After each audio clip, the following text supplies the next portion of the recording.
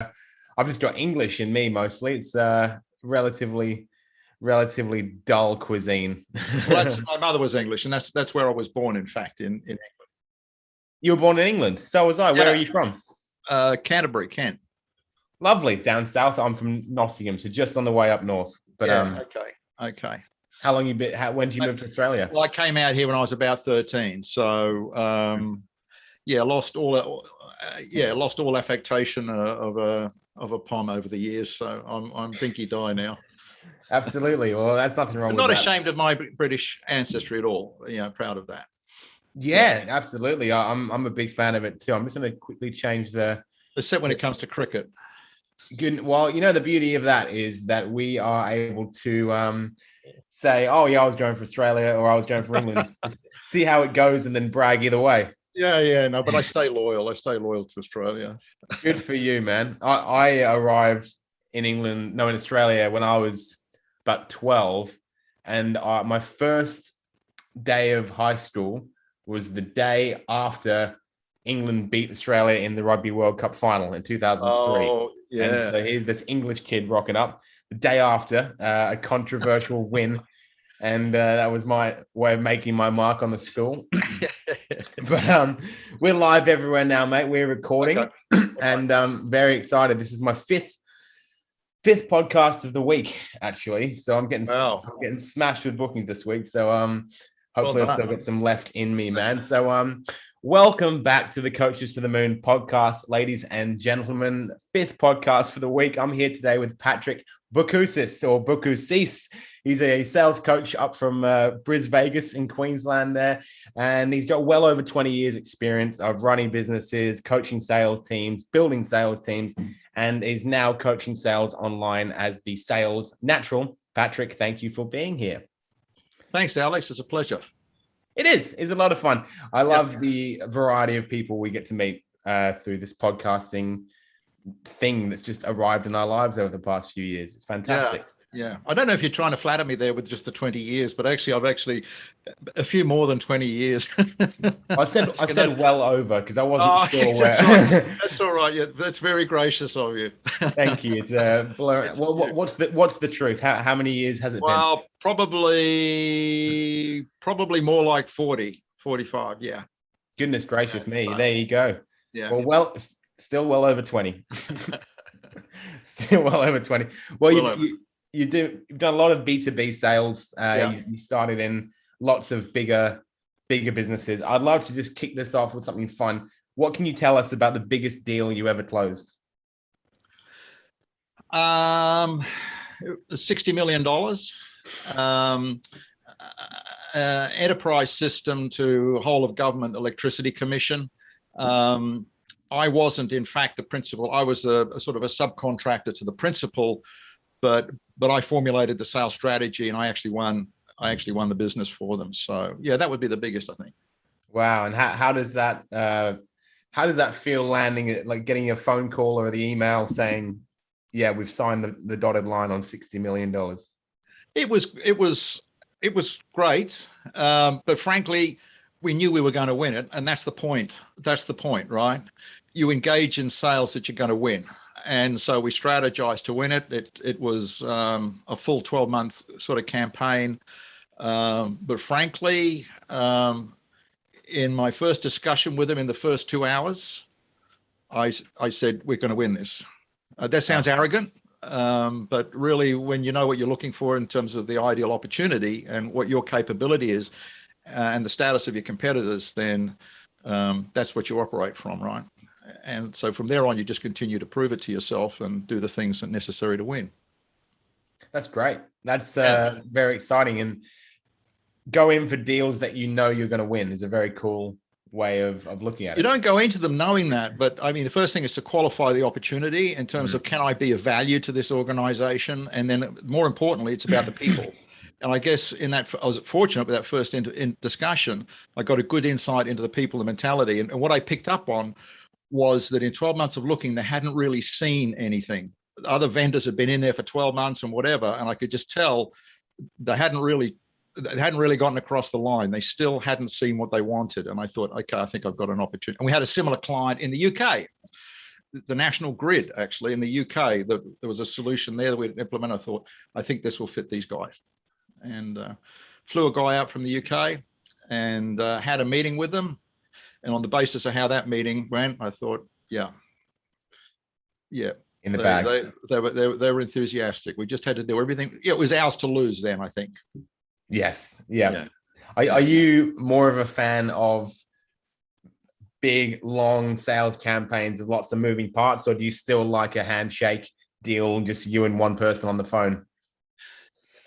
My life's always been complex sales, which are multiple decision makers, lots of moving parts, a bit like herding cats, right?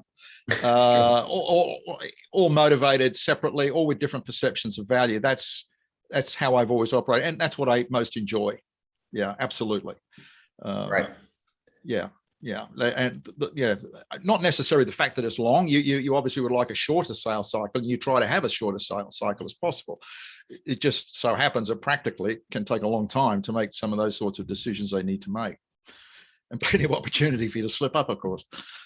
Yeah, that's interesting, isn't it? There's is there ever a point where you keep selling past the point of a deal being closed, and then you end up losing it? Yeah, and I would venture a guess that it happens in about 50% of cases for using typical sales processes, and that's the trouble with traditional selling, as I call it, where they're focused on their sales process. They're not actually in the buyer's head. And the trick it's not a trick, but to sell effectively, you need to live in the buyer's world, in the buyer's head, and see it from their point of view.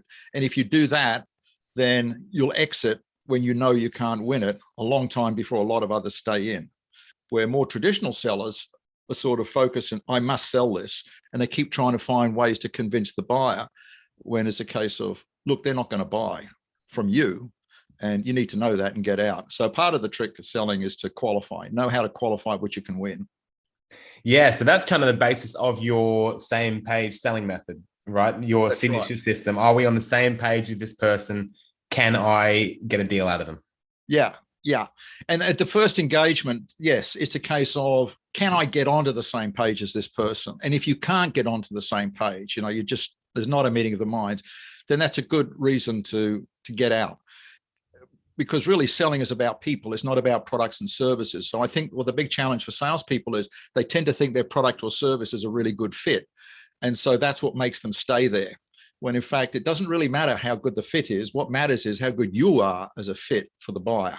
If you're on the same page, then you're going to be able to get there. But if you're not, then you can't gain that trust. You can't gain the insights. You can't be of value. Then quit and get into something where your efforts will bear fruit. Sure. Yeah. And I think that's pretty typical for a lot of people new in business. I know for sure in the coaching space, everyone's starting out. We've all got a program. We've all got a dream. We need clients. A lot of us have sold people who are wrong into programs by pushing too hard or taking people on that we know are wrong because we want the cash flow. And then it all falls apart when the person wants a refund, or it's a bit of a toxic, client and coach relationship there. What are some red flags for you to disqualify someone within that first meeting?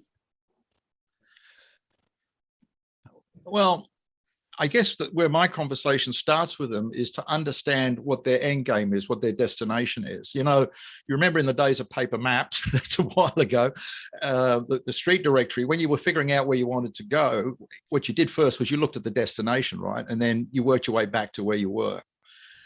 But so most salespeople, though, start with where they're at. They talk to a buyer about what are the needs, where are you at? And they try to think in terms of, well, how to take them forward. Where in fact, the better strategy is to explore what is the aspiration and understand, well, where do you want to end up? What's the outcome? Let's just put the needs aside. What is the outcome you want to achieve? And then work back from that, from the result. And so that's where I would determine if typically the buyer it will engage in that conversation. And often you're the only salesperson that's having it. Everyone starts talking about needs. And typically they start saying, oh, we'd just like to understand, your needs, which the buyer hears as, I'd just like to understand what I might be able to sell you. You know, as soon as you say that, he gets a dose of commission breath. Instead of saying, when this is working the way you would like it to be, what will that look like? And that's about them. It's not about you, right? And no one's asked them that before. And so, well, that's a good question. And so you have that aspirational conversation. And so what's got to happen for you to get that? And what do you see the risk or whatever? And so have a conversation about that. And if you can get engaged in that type of conversation, then your chances of ultimately making a sale are very high. Reverse engineering from the end result that they want. Yes. Fantastic. Yes. And do you think there's any merit into, once you learn the end result, coming back and then digging a little bit into what they don't like about their current reality? Yeah, absolutely. Because the conversation naturally goes, you know, you can end up in the situation, well, maybe you can't get there from here. You know what I mean? But, and oftentimes that's the case. Oftentimes the perception of what they needed to do, their needs aren't right. You know, I'm mindful of, for example, a good lesson that I had once. I designed my own house. This was many years ago, first house I built. And I got a draftsperson to draw up the plan. And I invited 4 builders to come and give me a quote. And 3 builders came and gave me a quote. And the 4th builder said, can I come out? Can you show me a block of land? And I said, yeah, I took him out to the block of land and he looked at the land and he said, well, your plan's crap. I said, what's that? What made you decide to put this house on this block of land? And he started asking me questions about my lifestyle. Long story short, I got that builder to design a house and I went with him. He wasn't interested in selling me a house. He was interested in me having a home that I wanted to live in, and he wanted to understand my lifestyle. And that's why I bought from him. So I think the effective, the suggestion I would make to salespeople is understand the outcomes that people want, understand the experience that they want to have after they have whatever it is they want to buy, and give them that. Show them how they can have that. And then they will want to buy with you. And you may not know exactly how to do that, by the way, but the very fact that you understand, they'll go on the journey with you to explore how they might be able to have that. And on that journey, they come to trust you. Mm. And if you can sort of help, so I use the doctor analogy, you know, why do you choose a doctor? Why do you trust a doctor? It's based on their diagnosis, isn't it? Not the cure. You don't know if they can cure you. Yeah. You just assume they can because, well, he's asking all the right questions and understands how you feel. And Alex, when that happens, do you find you get this pressure in your chest? And Alex is going, yeah. You're convinced then that guy can cure you because he understands you. And that's the trick, or not the trick. I should keep saying that. That's the science of selling. It's not about the cure, which most salespeople talk about. It's about understanding the problem. Wow. I like that you keep avoiding the term trick, because I feel like in sales, there's a lot of trickery out there. Yes, Everything from, you know, using NLP to mirror people's body language and gain rapport, or to, I hate the manager close. Let me check with my manager. And then you pretend to talk to someone to see if you can give this person a fake discount. Feels very sticky to me. Feels very slimy. And I don't like it. And in my marketing company, we talk about authenticity an awful lot. You've got to market yourself as who you are, because otherwise people will figure out that you're full of shit. And so how did, you know, your system is all about selling transparently, authentically, ethically. How and why did you make that choice in your method of sales and coaching? Because it worked. Perfect. Perfect. It's not necessarily where I started, it's where I ended up. Yeah. I had some sort of salutary lessons. I mean, where I focus a lot is on value. And my very first lesson, I guess, was about value. You know, I was in as an early salesperson, I was selling mining construction machinery. Mm-hmm. And I was working with a quarry owner, selling him a new front end loader. It was about $100,000 machine. And I knew I had the best machine, and he knew I had the best machine, and I knew he was really keen on buying it, right? And he didn't have a trade in, and I was on list price. And he said, look, he said, can you just throw in this accessory? You know, it's 50. I said, that's $1,500. He said, yeah, come on, you're on list price. I don't have a trade. Surely you can throw in that $1,500 accessory. And I said, oh, no, come on. I said, all right, well, I'll go halves. Okay. So he said, well, I've got to check with my finance, come back tomorrow. So I went back the next day and I said, Gay, how'd you go with your finance? He said, I've given the order to your competitor to name the company. I said, wow, what happened there? He said, you arrogant.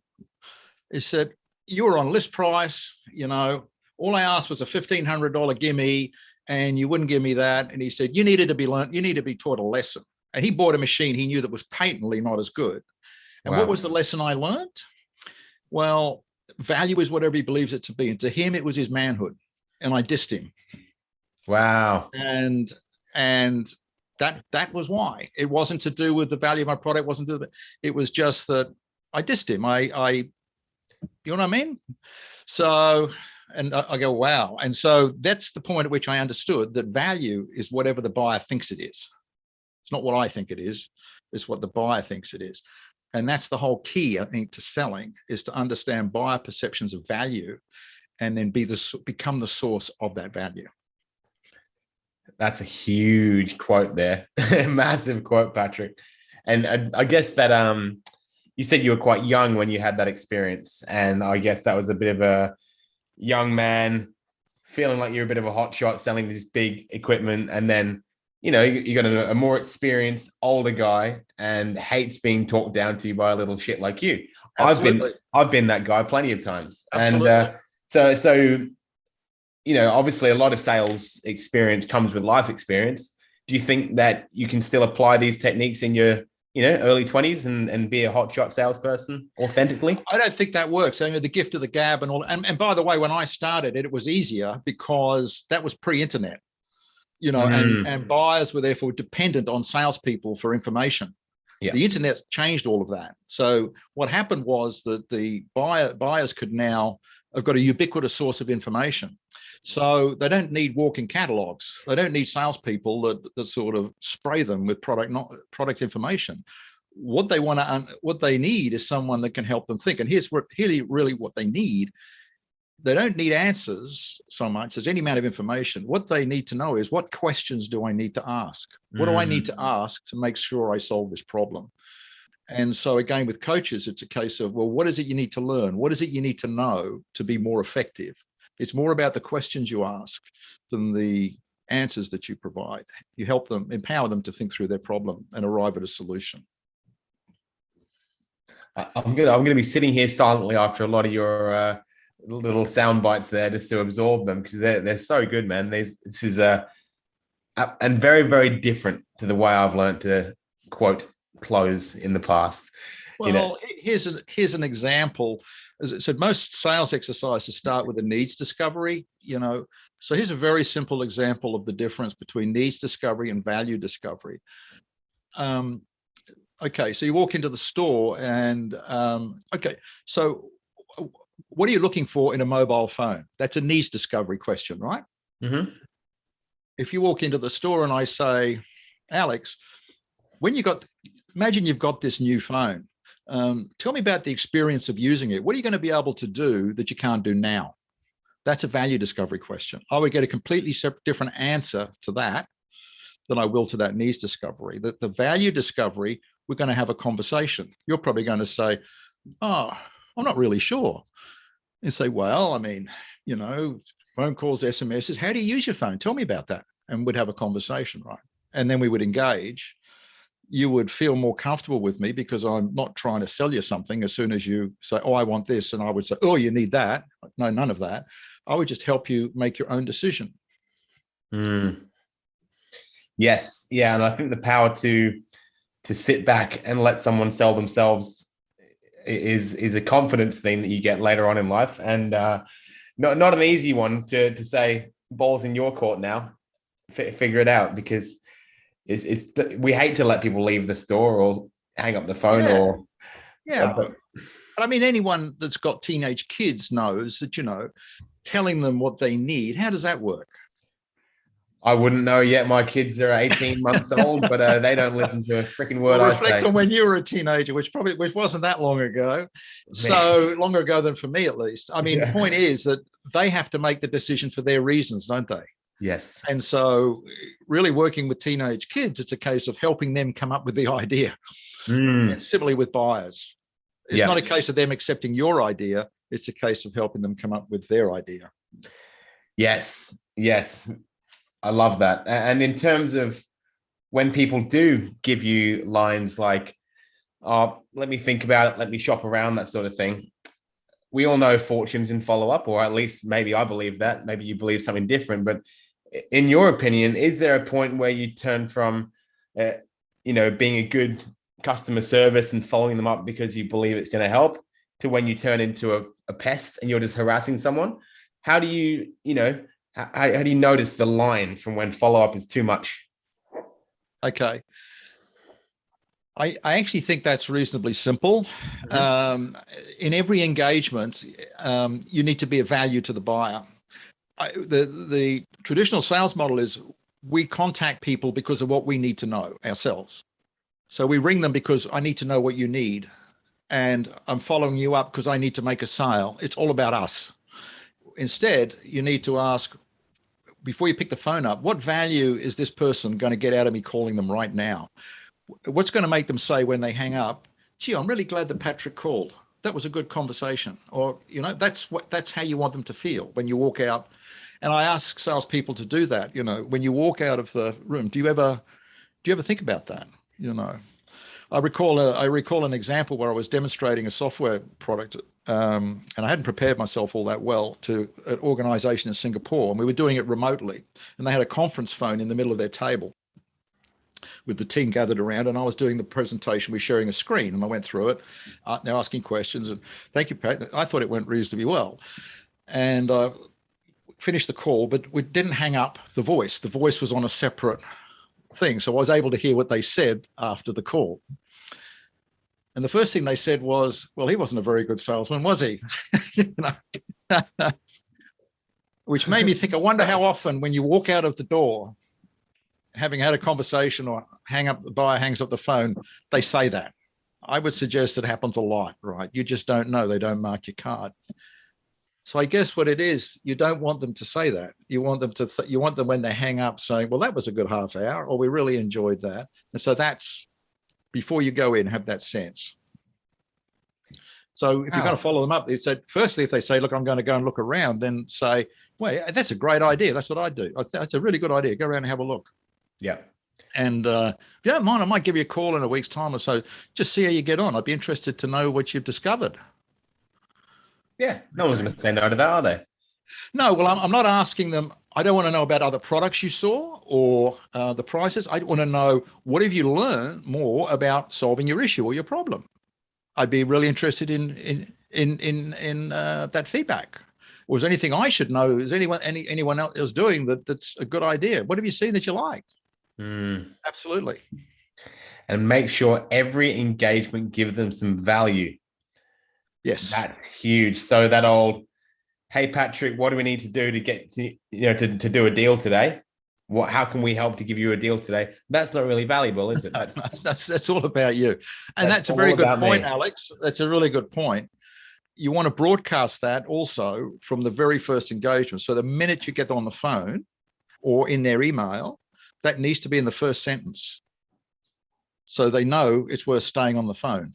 And similarly, when you call, Alex, thank you for seeing me today. As we discussed, you want to reduce your wastage of raw materials. So how I thought we could do this is, well, how about you explain to me what your challenges are, whatever. Maybe I can bounce a few ideas around. I hope by the end of this meeting, you will know whether or not I might be of value to you. How does that sound? So broadcast up front whether or not you might be of value to the buyer. Great line. And I know you don't like using lines, but it is a great line. It's a great message, isn't it? It's a great ideology. Well, compared with going up and saying, g'day, Alex, how's your day been? And I'm the fourth person that day that's asked you that. So your mental trigger goes off and say, this is a typical salesperson again, not focused. He's not here to do anything for me. And I'd just like to understand a bit more about your business. Oh, crap, he wants me to tell him all about me. What's in that for me? You know what I mean? And it goes downhill from there. So what's a flip side of that one? You've got to You got a phone number of someone who you know needs your service.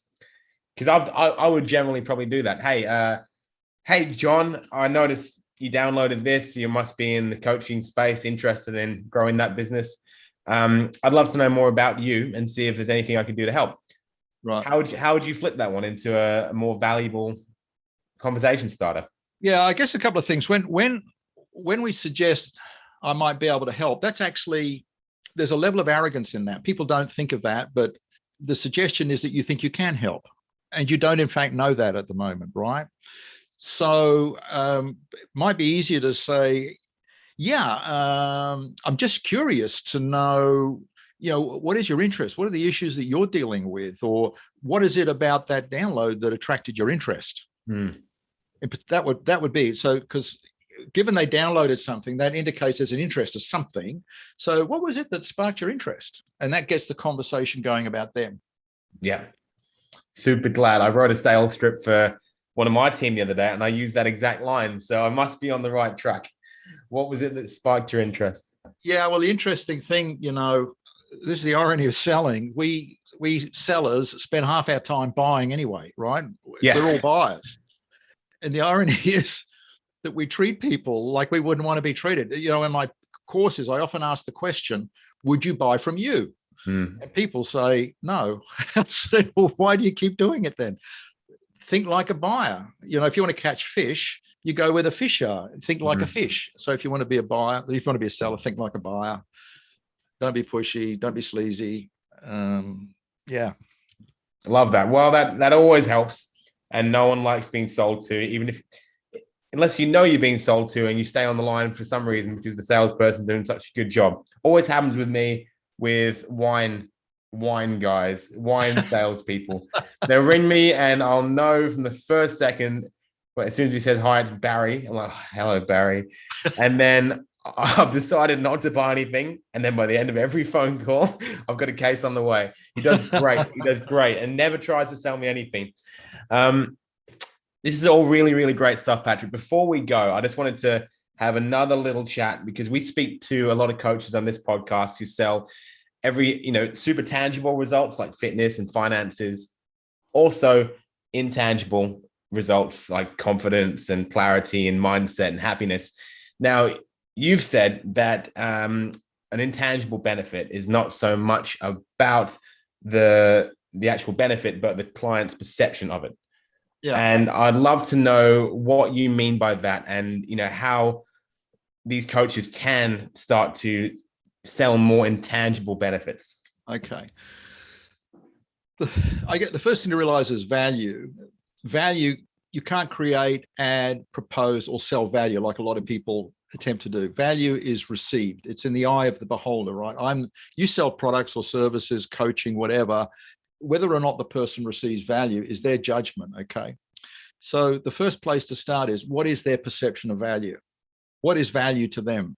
And so that's where that aspirational. So if it's a fitness coach and it's intangible, so tell me, everyone wants to be fit, but tell me sort of, when you achieve the fitness level you achieve, what are you going to be able to do that you can't do now? Why do you want to be fit?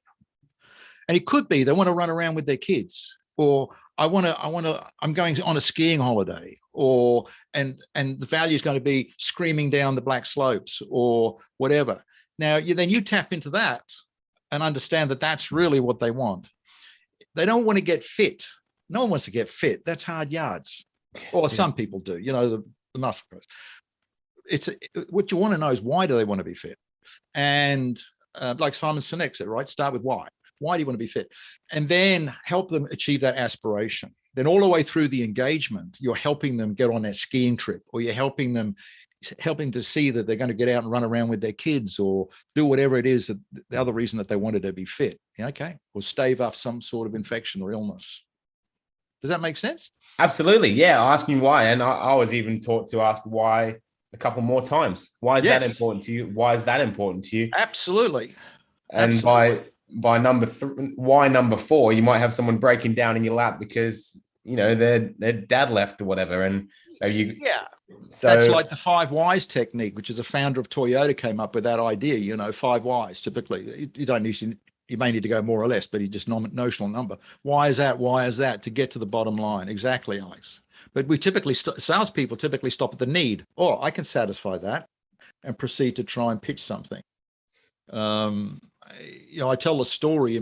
Another example was I went to buy TV once. I don't know if you've got time for this, but I did all the research as you do. Went online, decided what TV I wanted. Went into a store. Guy said, Kai, can I help you? Yes, I want to buy TV. What sort of TV you've been looking at? Told him. Okay. What price you've been quoted? Will you tell me your price? Goes away to the computer, comes back. I can do this for that. This sound familiar? Mm-hmm. And I said, no, you need to be that. He said, oh, no, I can't do that. I said, okay, walked out. Next door was a audio-visual store in Brisbane, fairly well-known one. I'd never been to it. Walked in, guy came up, said, hi, how you going? I want to buy TV. What do you want a TV for? Well, watch stuff. He said, yeah, but what do you watch? I said, oh, well, sports. What type of sport? Football. So fast-moving sports? He said, yes, football. He said, okay. What type of a room have you got? How big's your room? How many people watch it? All that. He wanted to understand. Now, he's asking me about sport because he needed a fast refresh rate. How big was the room? Was to do with viewing angle. He wanted to understand my experience of owning a TV. So he said, well, you're going to need this and this and this, and you're going to need this. Would you like to know what types of TV would fit that? Yes, please. And showed me. I bought it. The point was, he helped me buy my TV. He didn't sell me his TV. And it was more expensive. It wasn't the one I was originally looking at. Cost a lot more money. And I even bought the extended warranty. And I never buy extended warranties. But that's how good he was. Simply because he sold you the TV you wanted rather than the TV he needed to sell. I figured he understood what I needed. So I accepted his recommendation because he just sounded like he knows what I want. He's a better judge than I am. I didn't think of half this stuff when I looked online. And that's the difference, right? Because oftentimes sellers today, buyers today will form a judgment online, and they'll contact you with a preconceived notion of what coaching course they need or what training program. And if you just come back and saying, well, it's the same as that one, just comes down to a price shootout. Yeah. Better off to say, well, why do you need, ask someone, why do you want to be fit? I bet no one ever asked that question. I mean, seems like a no-brainer, right? Yeah. Well, because I do. But that starts a conversation. Yeah, but I know that you want, what are you going to do when you get fit that you can't do now? And then ask, what's that feel like? Oh, well, it'd be great. I'll be able to show my kids how to ski. And, oh, yeah, that'd be, how many kids you got? Oh, yeah. You're off to the races. Beautiful. Really, really nice stuff, man. And there must be a lot of people who have benefited an awful lot from your training at the moment. What sort of people are you coaching with your course for Sales Natural? A fairly eclectic mix, actually. Salespeople from all walks, from sole traders, photographers, safety, people doing implementation of security systems, or large complex sales, people who do large recruitments, events managers. It's a very, very eclectic mix, all the way from sort of large complex deals through to fairly straightforward things. And that's the beauty of it. And they're all in the program together. And here's the coaching tip. One of the things they do is role play. It involves a lot of role play because that's how you get good at selling, is by practicing the process. That's really the key. And that's what a community enables you to do, to set that up. Absolutely. Couldn't agree more. We used to do a lot of role playing back when I was first learning this stuff, on the phone, in person. Yeah. It's very scary, very weird, but very, very necessary. Because then it's not so scary the next time you do it, right? No, and what are you afraid of doing in front of a colleague that you'd be happy to do in front of a live buyer? I mean, why be scared?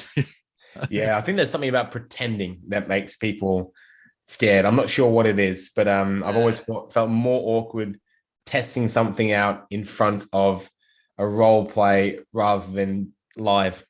But I think you're afraid of looking silly, I suppose. But Yeah, it's like watching yourself on video, which I recommend. And, that's what's good with role playing in this day and age across Zoom. You can see how you come across and you look at the replay and you think, geez, I can't believe I said that. Or, really? Yeah, I think it's very educational.